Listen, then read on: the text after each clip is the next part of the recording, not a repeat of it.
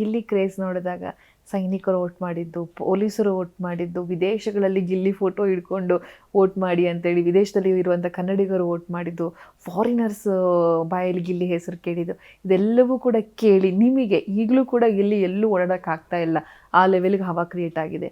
ನೀವು ಅವ್ರ ಜೊತೆ ಅಷ್ಟು ದಿನ ಜರ್ನಿ ಮಾಡಿದ್ದೀರಾ, ಒಳ್ಳೆ ಫ್ರೆಂಡ್ಶಿಪ್ ಇದೆ, ಏನು ಹೇಳೋಕ್ಕೆ ಇಷ್ಟಪಡ್ತೀರಾ ಗಿಲ್ಲಿ ಬಗ್ಗೆ ಹೇಳೋದಾದರೆ? ಆತನ ವ್ಯಕ್ತಿತ್ವವನ್ನು ತುಂಬ ಹತ್ತಿರದಿಂದ ನೋಡಿದ್ದೀರಾ, ನಮಗೂ ಒಂದು 5-6 ವರ್ಷದ ಪರಿಚಯ. ಬಟ್ ಅವರು ಅವತ್ತು ಹೆಂಗಿದ್ದರು ಇವತ್ತು ಹಾಗೆ ಇದ್ದಾರೆ.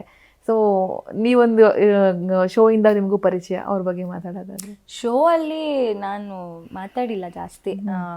ನಾನಾಯಿತು ನನ್ನ ಶೋ ಅದಕ್ಕಿಷ್ಟು ಡ್ಯಾನ್ಸ್ ಆಯಿತು ಅಷ್ಟೇ ಬಂದ್ಬಿಡ್ತಾ ಇದ್ದೆ. ನಾನು ಜಾಸ್ತಿ ಯಾರ ಜೊತೆನೂ ಇಂಟ್ರ್ಯಾಕ್ಟ್ ಮಾಡ್ತಿರ್ಲಿಲ್ಲ. ಗಿಲ್ಲಿ ಜೊತೆನೂ ನಾನು ಅಷ್ಟು ಮಾತಾಡಿದ್ದಿಲ್ಲ. ಅವನು ಇವಾಗ ಸುಮ್ಮನೆ ಸ್ಟೇಜ್ ಮೇಲೆ ಏನೋ ಒಂದು ಕಂಟೆಂಟ್ ಆದಾಗ ಅವ್ನು ಇನ್ವಾಲ್ವ್ ಆಗಿ ಮಾತಾಡ್ತಿದ್ದ ಬಿಟ್ಟರೆ ಇನ್ ಪರ್ಸನ್ ಕೂತ್ಕೊಂಡು ಈ ರೀತಿ ಯಾವತ್ತೂ ಮಾತಾಡಿರಲಿಲ್ಲ. ಅವನ ವ್ಯಕ್ತಿತ್ವ ಅದೇ, ಹೀ ಈಸ್ ಒಂದು ಒಳ್ಳೆ ವ್ಯಕ್ತಿ, ಯಾರಿಗೂ ಕೆಟ್ಟದ್ದಾಗಲಿ ಅಂತ ಯಾವತ್ತೂ ಬಯಸಿದವನಲ್ಲ.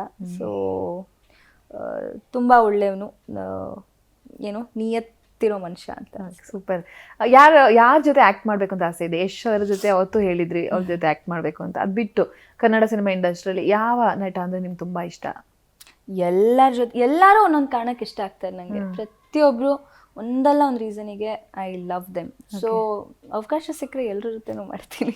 ಬೆಸ್ಟ್ ವಿಮರ್ಶೆ ಯಾವುದು ಬಿಗ್ ಬಾಸ್ ಮನೆಯಲ್ಲಿ ನೀವು ಕಳೆದಂಥ ದಿನಗಳ ಬಗ್ಗೆ? ನಿಮ್ಮ ಫ್ರೆಂಡ್ಸ್ ಯಾರೋ ಒಬ್ರು ಹೇಳ್ತಾರೆ, ಏನೋ ಒಂದು ಮಾತು ಹೇಳಿದ್ರೆ ಅದು ಖುಷಿ ಕೊಟ್ಟಂಥ ವಿಚಾರ ಯಾವುದು ಅಂತ ಹೇಳಿ ಹೊರಗೆ ಬಂದ ಬಳಿಕ ಹೇಳಿದ್ದು?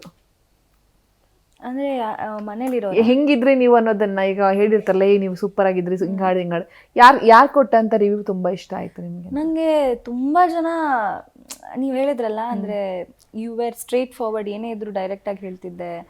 ಆ್ಯಂಡ್ ಏನೋ ಪರ್ಸ್ನಾಲಿಟಿ ಕ್ವೀನ್ ಅಂತೆಲ್ಲ ಏನೋ ಟೈಟಲ್ ಕೊಟ್ಟಿದ್ದಾರೆ, ಏನೋ ಫೋಟೋ ಫ್ರೇಮ್ಸಲ್ಲಿ ಎಲ್ಲ ಬರೀ ಅದೇ ಹಾಕ್ಸ್ತಿದ್ರು.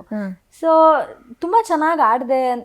ಮನೆಯವ್ರಿಗಂತೂ ನಾನು ಆಡಿದ ರೀತಿ ತುಂಬ ಇಷ್ಟ ಆಗಿದೆ. They are very proud of it. So ಅದ್ರ ಬಗ್ಗೆ ನಂಗೆ ತುಂಬ ಖುಷಿ ಇದೆ. ಓಕೆ, DKD ನಮ್ಮ DKD ಎಲ್ಲೋ ವಿನ್ನರ್ ಆಗಿದ್ರೆ ಆ ಗಳಿಗೆ ಬಗ್ಗೆ ನೆನ್ಪು ಮಾಡ್ಕೊಳ್ಳೋದಾದ್ರೆ? ಓ, ದಟ್ ವಾಸ್, ನಾನು ಹೇಳಿದ್ನಲ್ಲ ನನಗೆ ಅವಾಗಲೇ ಡ್ಯಾನ್ಸ್ ಎಲ್ಲ ಕಲ್ತಿದ್ರ ನೀವು? ಇಲ್ಲ ಮತ್ತೆ ಹಂಗೆ ಅಂದರೆ ಅದು ಇದ್ದಿದ್ದೆ ನಾನ್ ಡ್ಯಾನ್ಸರ್ ಸೆಲೆಬ್ರಿಟಿ ವಿತ್ ಡಾನ್ಸರ್ಸ್ ಅಂತಾನೆ ಇದ್ದಿತ್ತು. ಸೊ ಹಾಗಾಗಿ ಐ ಕುಡ್ ಡೂ ದ್ಯಾಟ್. ನನಗೆ ಕಾಲ್ ಬಂದಾಗಲೂ ನಾನು, ಅಯ್ಯೋ ಸರ್ ನಂಗೆ ಡ್ಯಾನ್ಸ್ ಶೋ ಅಲ್ಲಿ ಕಾಂಪಿಟ್ ಮಾಡಿಸ್ತಿಲ್ಲ, ಡ್ಯಾನ್ಸ್ ಬರಲ್ಲ ಅಂತ ಹೇಳಿದಾಗ ಕಾನ್ಸೆಪ್ಟ್ ಇರೋದೇ ಹಾಗೆ ಅಂತ ಹೇಳಿ ಮಾಡಿದ್ದು. ಸೊ ನಾನು ಹೇಳಿದ್ನಲ್ಲ, ಸ್ಟೇಜ್ ಮೇಲೆ ಡ್ಯಾನ್ಸ್ ಮಾಡೋದೆಲ್ಲ ಒಂಥರ ಆವಾಗಿಂದನೂ ಆಸೆ, ಚಿಕ್ಕ ವಯಸ್ಸಿಂದನೂ. ಸೊ ಡ್ಯಾನ್ಸ್ ಶೋ ಬಂದಾಗಲೂ ಅದನ್ನು ಐ ವಾಂಟೆಡ್ ಟು ಎಕ್ಸ್ಪ್ಲೋರ್ ಹೆಂಗಿರುತ್ತೆ ಏನು ಅಂತ.